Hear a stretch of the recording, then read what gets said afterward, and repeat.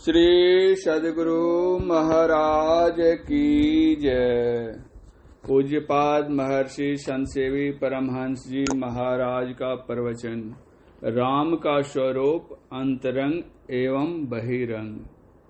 आदरणीय सज्जनवृंद तथा आदरणीय माताओं एवं भक्तिमती बहनों, महाभारत में एक आख्यान आया है कि व्यासदेव जी ने राजा युधिष्ठिर और दुर्योधन दोनों को बुलाया। युधिष्ठिर से उन्होंने कहा कि तुम दिन भर में खोज करके एक दुर्जन को ले आओ, और दुर्योधन से कहा कि तुम दिन भर में खोज करके एक सज्जन को ले आओ। दोनों निकल पड़े। दिन भर खोजते ढूंढते संध्या काल दोनों के दोनों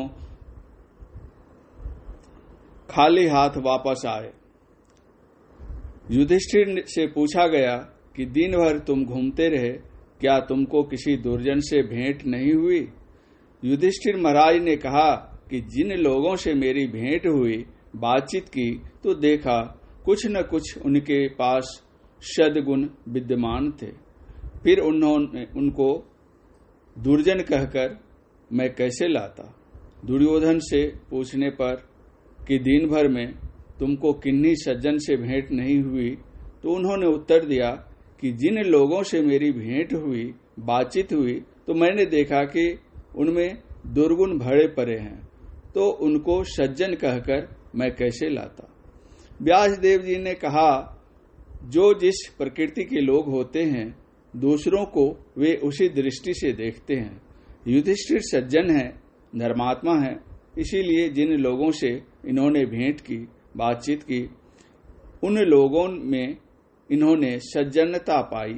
और दुर्योधन वास्तव में दुर्जन है, इसलिए जिन लोगों से इसने भेंट की, बातचीत की, तो इसको वे दुर्जन मालूम पड़े। वस्तुतः जो जिस प्रकृति के लोग होते हैं, दूसरों को वे उसी दृष्टि से देखते हैं। अभी आप लोगों ने मेरा स्वागत और अभिनंदन किया है। वास्तव में वे गुण तो मुझ में है नहीं, वे गुण तो आप लोगों में है, इसलिए आप दूसरों में भी वे गुण देखते हैं। वास्तव में मैं तो अवगुण का भरा आगार हूँ, अकिंचन हूँ, फिर भी मुझ अज्ञ अकिंचन का जो आप विज्ञ सज्जनों ने अभिनंदन किया है, आपकी इस उदारता के लिए आप सब लोगों का अभिनंदन करता हूँ। श्री सद्गुरु महाराज की जय ध्वनि। किसी सुभाषितकार ने कहा है कि यदि अस्पतालों में रोगियों की अधिक भीड़ आप देखें, तो यह समझें कि उस क्षेत्र के लोगों का शारीरिक स्वास्थ्य पतन हो चुका है। यदि आप कचहरियों में मुकदमेबाजों की अधिक भीड़ देखें, तो यह समझें कि उस क्षेत्र के लोगों का नैतिक पतन हो चुका है। सिनेमा घरों में उमड़ती हुई भीड़ आप देखें, तो यह समझें कि उस क्षेत्र के लोगों का चारित्रिक पतन हो चुका है। लेकिन सत्संग के नाम पर इस तरह की उमड़ती भीड़ आप देखें, तो यह समझें कि उस क्षेत्र के लोगों की आध्यात्मिक उन्नति हो रही है। अतः आप लोगों की आध्यात्मिक उन्नति को देखकर मैं बहुत प्रसन्न होता हूं और आप लोगों को बहुत बहुत धन्यवाद देता हूं। श्री सद्गुरु महाराज की जय ध्वनि। हमारे गुरुदेव के वचन है, आध्यात्मिकता को सबसे ऊपर रखो, उसके नीचे सदाचारिता रखो, उसके नीचे सामाजिक नीति रखो, और उसके नीचे राजनीति रखो। जहां के लोग आध्यात्मिक होंगे, वहीं के लोग सदाचारी होंगे, वहां की सामाजिक नीति अच्छी होगी, और जहां की सामाजिक नीति अच्छी होगी, वहां की राजनीति बुरी हो नहीं सकती। जहां पर जिस गांव में बाबा देवी साहब का आध्यात्मिक बीज बोया हुआ है, वहां पर वह अंकुरित, पल्लवित, पुष्पित नहीं होगा तो कहां होगा? संत मत के प्रति आप लोगों के इस तरह के हर्षोल्लास और उदार भाव को देखकर मैं बहुत प्रसन्न हूं और हार्दिक धन्यवाद देता हूं। अभी आप लोगों ने रामचरितमानस का पाठ सुना। मर्यादा पुरुषोत्तम भगवान श्री राम शबरी जी के आश्रम पधारे हुए हैं।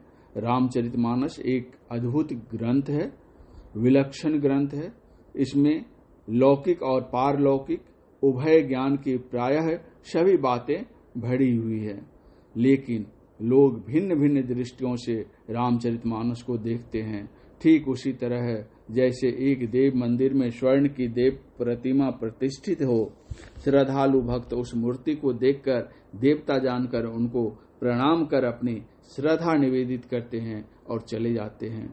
दूसरे आदमी जाते हैं, वे देखते हैं कि मूर्ति तो बड़ी अच्छी और वास्तव में खड़े सोने की बनी हुई है, वे द्रव्य की दृष्टि से देखते हैं।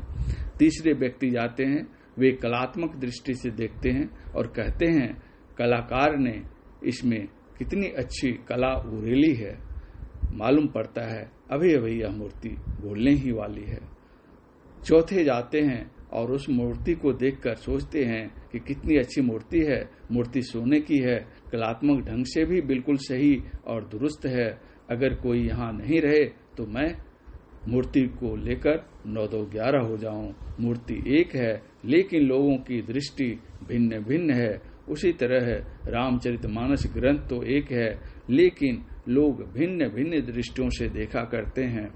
कोई कहते हैं रामचरितमानस एक पारिवारिक ग्रंथ है, एक संभ्रांत परिवार के लोग परिवार में परस्पर किस प्रकार रहते हैं उसी का चित्रण किया गया है।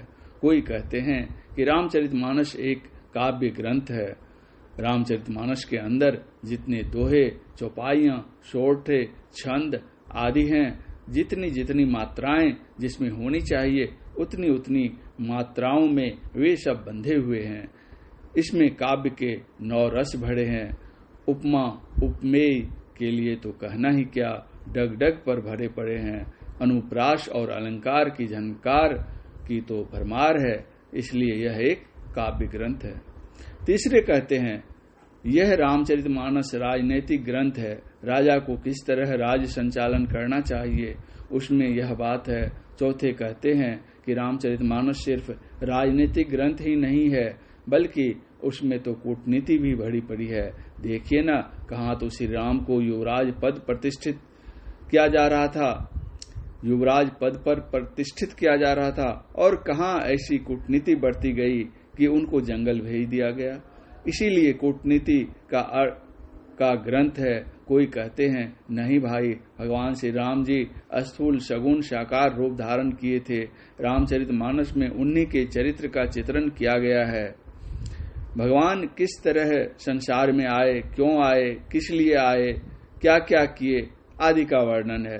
कोई कहते हैं कि भाई केवल स्थूल सगुण साकार की ही उसमें चर्चा नहीं है, निर्गुण निराकार का भी ज्ञान उसमें भरा हुआ है। इस तरह लोग विभिन्न दृष्टियों से देखते हैं। महाराज दशरथ जी का राम के साथ संबंध दिखलाया गया है कि पिता पुत्र का संबंध कैसा होता है। पिता पुत्र को राज गद्दी पर बैठाना चाहते हैं लेकिन कारणवश राजगद्दी पर नहीं बिठाकर उन्हें जंगल भेज दिया जाता है। फिर भी पुत्र के मन में तनिक भी क्लेश नहीं है कि कहाँ तो मैं अवध का राज सुख भोगता और कहाँ मैं कानन का राज भोगने चला। चेहरे पर तनिक भी मलिनता नहीं। क्यों? इसलिए कि पिताजी की आज्ञा है। पुत्र को पिता का आज्ञाकारी होना चाहिए। यह रामचरितमानस में दिखलाया गया है। पिता पुत्र का क्या अद्भुत स्नेहशील संबंध होता है। देखिए, भगवान राम उधर जंगल जाते हैं और इधर उनके वियोग में राजा दशरथ जी प्राण का परित्याग करते हैं। गोस्वामी तुलसीदास जी ने लिखा है, राम राम कही राम कही, राम राम कही राम, तनु परिहरि रघुवर विरह, राउ गए सुरधाम। पिता पुत्र में एक दूसरे से कैसा संबंध है, वे एक दूसरे का वियोग सहन नहीं कर सकते हैं। रामचरितमानस में बतलाया गया है कि पति पत्नी का क्या संबंध है। भगवान श्री राम को कानन जाने की आज्ञा मिली थी, सीता जी को नहीं।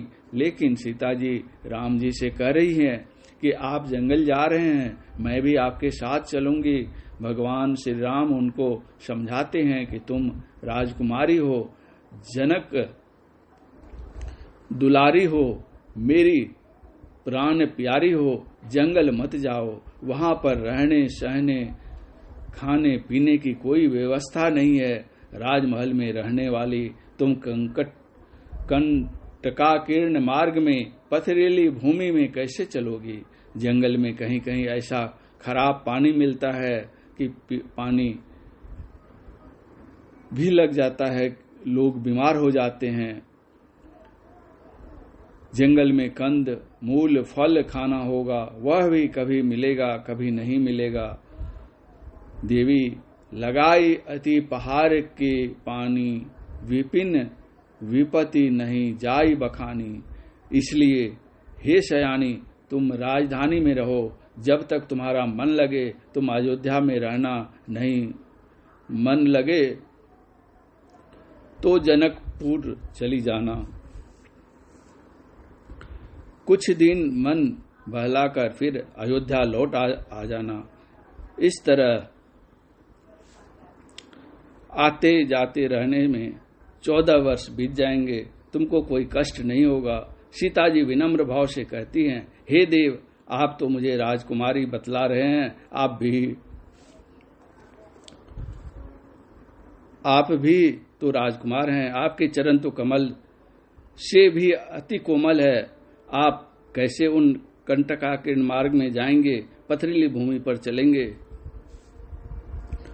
आप वहां कैसे खाएंगे, पिएंगे, सोएंगे, रहेंगे? जैसे आप रहेंगे वैसे मैं भी रहूंगी। नारी के लिए पति देव होते हैं, नारी का सारा संसार पति में समाहित होता है।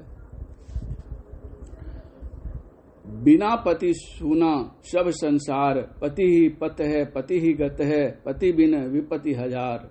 बंगला में लिखा है, पाताले ना पानी स्वामी के की कौरिबे कूप, जा नारी रे पुरुष नाही की कौरिबे रूप।